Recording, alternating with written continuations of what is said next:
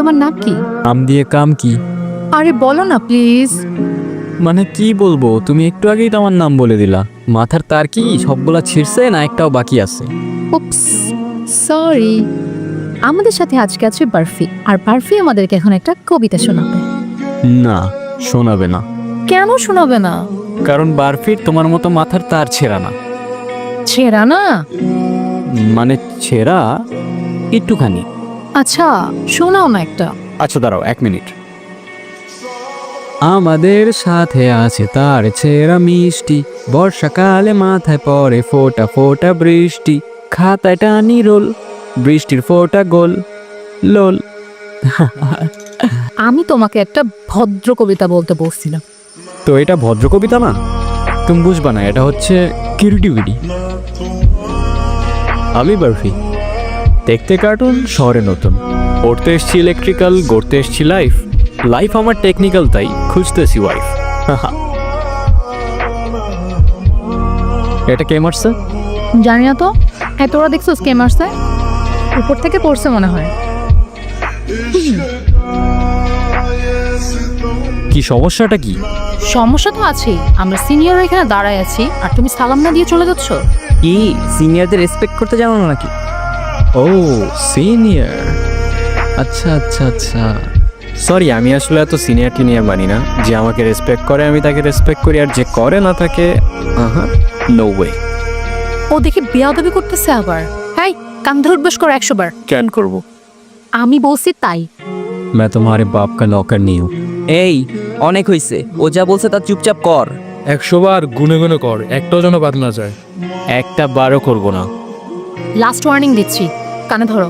ধরবো না আমি, আজব তো। কেন না ধরলে কি করবা?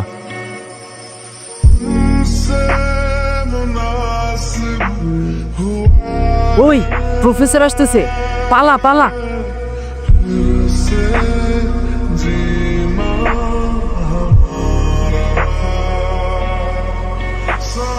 আমারে কান ধরে উঠবস করার চিনে না তো। ও যদি ঘাটতে হয়, আমি ঘাটতেরার দাদু আসছে আমারে কান ধরে উঠবস করাইতে। এই এই দাঁড়াও দাঁড়াও। এই তুমি আবার আসছো? মারামারি করতে আসলে কিন্তু ভুল করে দিবা বলে দিচ্ছি। আমি কিন্তু মার্শাল আর্ট জানি। আরে আমার ব্যাগ তোমার কাছে। তাই তো বলি, এত হালকা হালকা লাগতেছে কেন? ব্যাগও খালি, ব্যাগের মালিকের মাথাও খালি। এত বেশি কথা বলো কেন? জুনিয়র আছে, জুনিয়রের মতো থাকো। ওই কিসের জুনিয়র? ফাইনাল ইয়ারে আমি, কয়েকদিন আগে ইউনিভার্সিটিতে ট্রান্সফার হয়েছি। এত বক বক করতেছো, তুমি কোন ইয়ারে? আমিও তো ফাইনাল ইয়ার। তো জুনিয়র আমি? তো আগে বলবা না? আমরা তো ভার্সিটিতে নতুন কাউকে দেখলেই ভাবি ফ্রেশার। আমি কেন বলবো, ঠেকা বসছে আমার। এত তেরা তেরা কথা বলো কেন? আমি এমনি কথা বলি। আচ্ছা আমি তাহলে আসি। যাও, না করছে কে?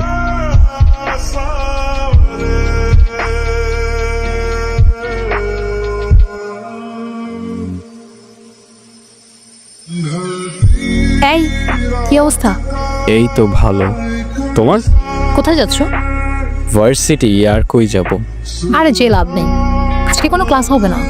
আর এমনিতে আমরা কোনো ক্লাস করি না, শুধু ফাইনালের সময় প্রেজেন্টেশনগুলো সাবমিট করি। ভালো তো, ফাঁকিবাজি করো। আচ্ছা কয়দিন পরেই তো ফাইনাল, তো এই টাইমে ভার্সিটি ট্রান্সফার করলা কেন? জিজ্ঞাসা করো না, অনেক লম্বা স্টোরি। তো বলো, হাতে অনেক টাইম আছে। তো আমি যে ভার্সিটিতে ছিলাম, তো ওই ভার্সিটির যে হেড ছিল তার সাথে আমার কাইন্ড অফ ঝগড়া হয়ে গেছিল একটা ইস্যু নিয়ে। তো তার ডিসিশন, সে আমাকে তার ভার্সিটি থেকে গ্র্যাজুয়েশন করতে দেবে না। তো আমিও নাছোর, ঠেকা পড়ছে আমার রিকোয়েস্ট করতে, চলে আসছে এখানে। তো এখানে যে হেড, তার সাথে আবার আমার বাবার ভালো সম্পর্ক আছে, যে কারণে ক্রেডিট ট্রান্সফার করতে আর প্রবলেম হয় নাই। বুঝলাম। কি বুঝলা? তুমি অনেক বড় মাপের একটা ঘাটতে। তোমার নাম কি? বারফি। বারফি? হ্যাঁ, ছোটবেলায় আমি নাকি অনেক মিষ্টি ছিলাম দেখতে, তাই মা নাম রাখছিল বারফি। বিশ্বাস করো, তুমি দেখতে এখন মোটেও মিষ্টি না। আচ্ছা তোমার নাম কি? মিষ্টি। কি হইছে, হাসতেছো কেন? তোমার কি নিজের মিষ্টি মনে হয়? অবশ্যই। বিশ্বাস করো, তুমি এতটুকুনও মিষ্টি না, পুরোটাই তেতো। হইছে, আর একটুক্ষণ কথা বললে না আবার এখানে মারামারি শুরু হয়ে যাবে তোমার সাথে। তার থেকে বেটার চলো তোমাকে সবার সাথে পরিচয় করে দিই। কিরে ওরে কোত্থেকে ধরে আনছস? আমাদের সবার একটা মিসআন্ডারস্ট্যান্ডিং হয়ে গেছে। ও আমাদের জুনিয়র না, সিনিয়র। মানে সেমিয়ার মানে? মানে ক্রেডিট ট্রান্সফার করে আমাদের ভার্সিটিতে আসছে। অনেক লং স্টোরি, পরে কখনো বলি। আচ্ছা, এখন তাহলে পরিচয় পর্বের ফর্মালিটিসটা শেষ করি। ও বার্ফি, আর এরা হচ্ছে আমার সব অকর্মা বন্ধু বান্ধব। অকর্মা কেন? আরে হুদাই আমাদের ট্রল করে মজা পাই, আর কিছুই না। তোদের ট্রল করার আমার ঠেকা পড়ছে। তুমি কথায় কথায় এত চিল্লাও কেন? বাহ, যার জন্য করে চুরি সেই বলে চোর। আমার জন্য আবার তুমি কি করলা? আচ্ছা যাই হোক, চল আমরা ট্রুথ অর ডেয়ার খেলি। এইখানে ট্রুথ অর ডেয়ার? হ্যাঁ।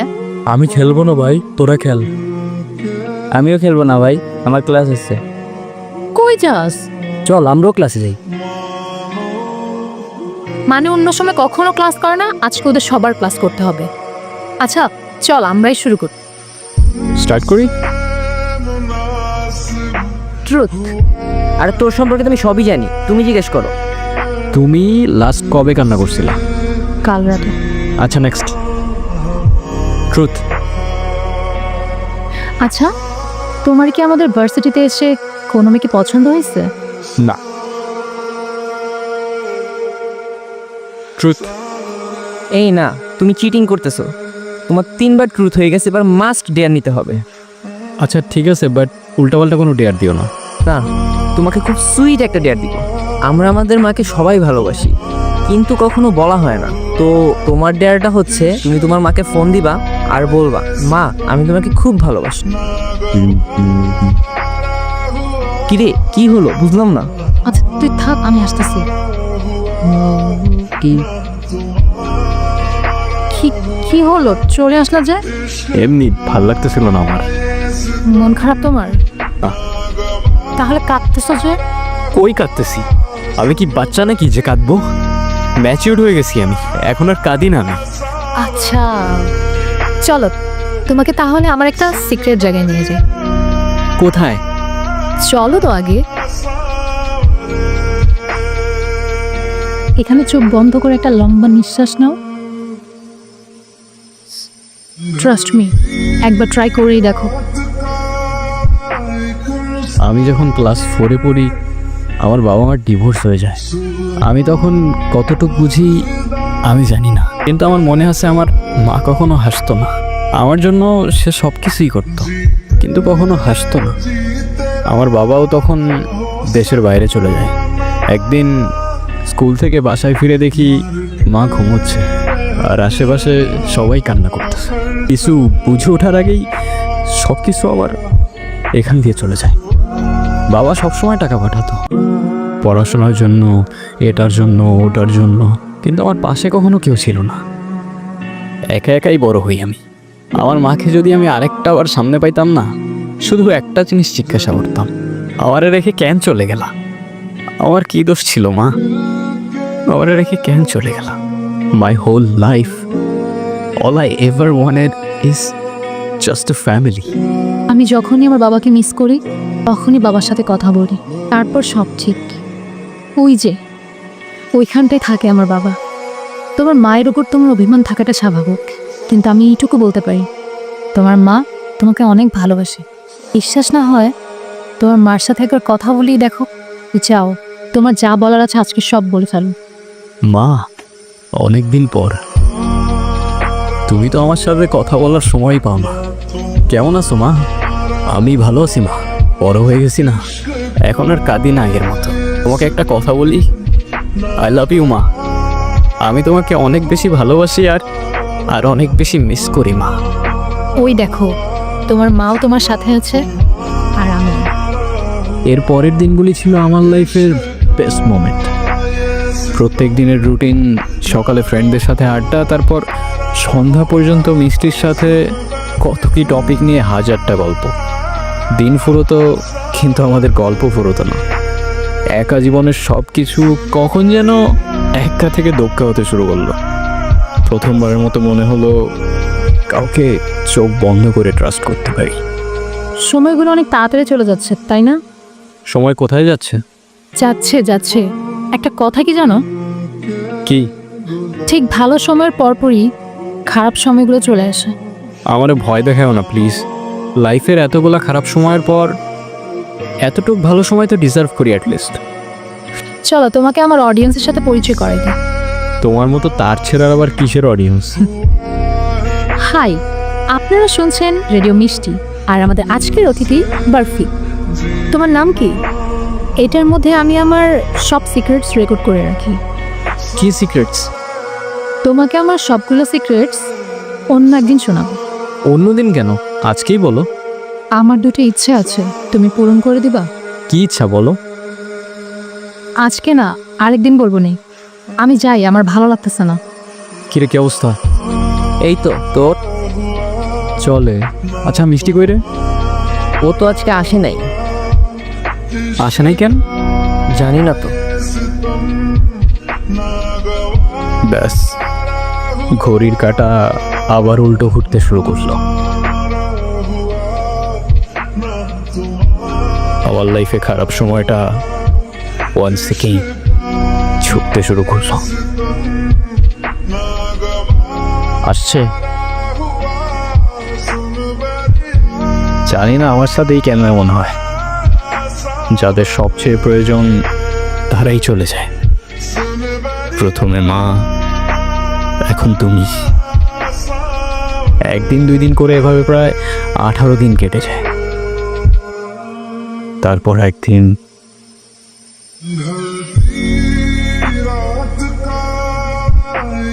কি রে, কি হয়েছে তোর? আর এতদিন কই ছিলি? কিছু না, আমি ভার্সিটির কিছু পেপারস নিতে আসছিলাম। তোরা থাক, আমি যাই।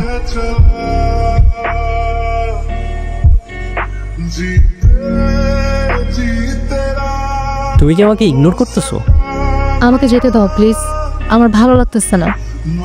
আমি তোমাকে আটকাচ্ছি না, কিন্তু অ্যাটলিস্ট এক্সপ্লেইন তো করে যাবা সব কিছু।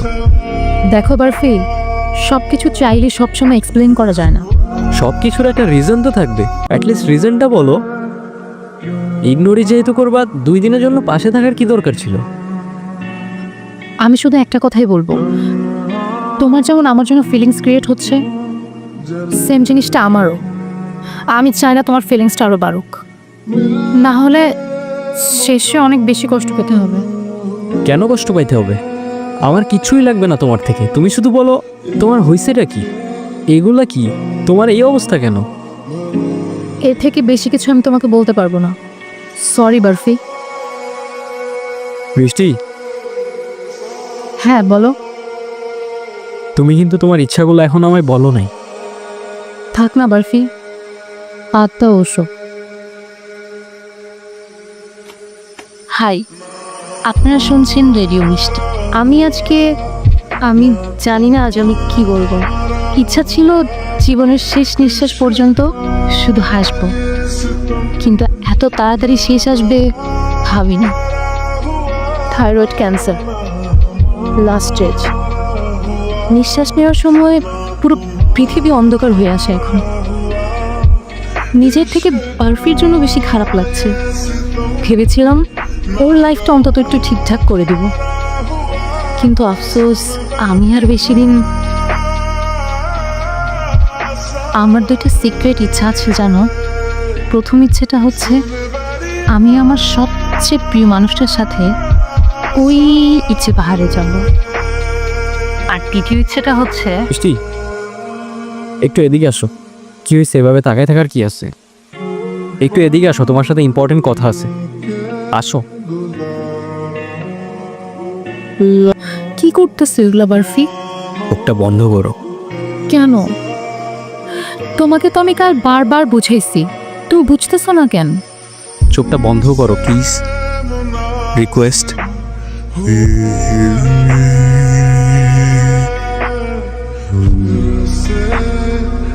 চোখটা খোলো। হাই, তুমি যখন এই কয়েকদিন ছিলে না, তখন আই মিসড ইউ এ লট। আর তোমার মুখে হাসি ছাড়া তোমায় একদমই মানায় না। তো স্মাইল প্লিজ। তোমার ইচ্ছাগুলা আমার পূরণ করার কথা ছিল। তুমি যাবে আমার সাথে ইচ্ছে পাহাড়ে? যাবা? ভাবতাও না বার্ফি। তোমার ইচ্ছাগুলা তুমি আমাকে পূরণ করতে বলছিলা।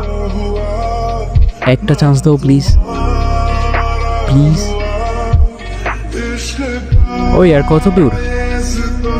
এই তো আরেকটু। আরেকটু আরেকটু বলতে বলতে যে কত কিলো হাঁটাইছো কে জানে। ওই আমি তোমাকে নিয়ে আসছি না তুমি আমাকে? আমি আনছি, কিন্তু কিন্তু কি আবার? আর হাঁটতে পারতেছি না। আচ্ছা, এই পাহাড়ের নাম ইচ্ছে পাহাড় কে দিছে? আমি আর আমার বাবা। আচ্ছা, কি হয়েছে? আচ্ছা, এখানটাতেই তো ছিল, কই গেল?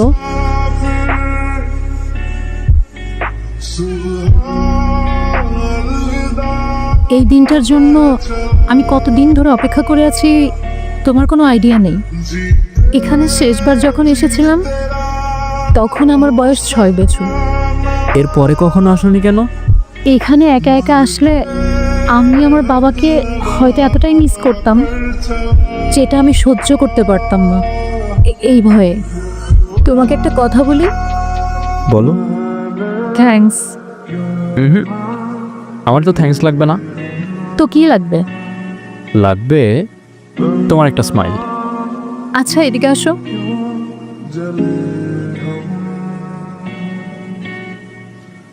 আচ্ছা, এই পাহাড়ের নাম ইচ্ছে পাহাড় কিভাবে হলো সেটা তো বললে না। আমি ছোটবেলা থেকে একটু জেদি ছিলাম। একটু না, অনেক জেদি। ধুর, তুমি কথাটা তো শুনো।